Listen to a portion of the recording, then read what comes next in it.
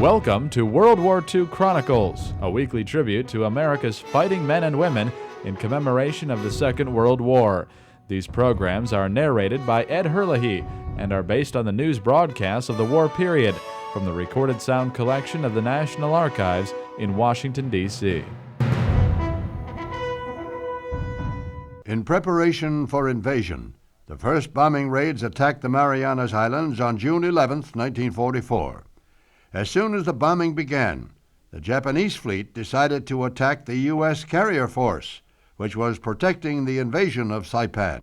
Task Force 58, part of the U.S. Fifth Fleet and the most powerful destructive unit in the history of sea warfare, guards Marine and Army troops en route to Saipan in the Marianas.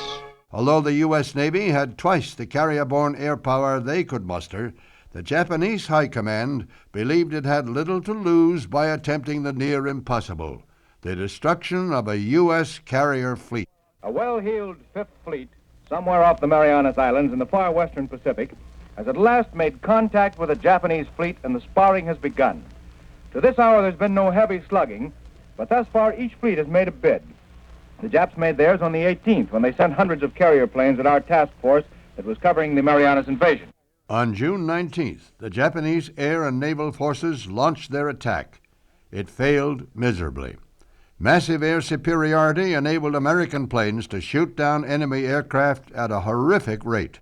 The two-day Battle of the Philippine Sea is comparable in several ways to the Battle of Midway, in that great carrier airplane forces were hurled hundreds of miles at fleets which never saw one another. Japan's first major effort since Guadalcanal to halt the tide of Allied advance has ended in the complete failure of that effort.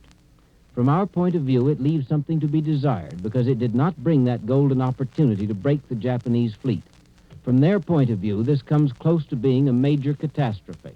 U.S. pilots referred to the battle as the Marianas Turkey Shoot because they had eliminated almost all of Japan's naval air power. Our flyers, that was Air Group 15, broke all records for enemy planes shot down in one day. 5 or 6 of the pilots got to be aces that morning. The fighting kept up all day. Our fellows would come in for deck landings and cool off for an hour in the ready rooms while the plane crews refueled and rearmed their planes and then get going again. I'm Ed Herlihy. Join me next time for World War II Chronicles. World War II Chronicles was produced by the American Veterans Center and Radio America in cooperation with the National Archives. To listen to more episodes, subscribe on iTunes or visit AmericanVeteransCenter.org. We need your help to keep the legacy of our World War II generation alive. Visit AmericanVeteransCenter.org to make a donation to support World War II Chronicles and the ongoing work of the American Veterans Center.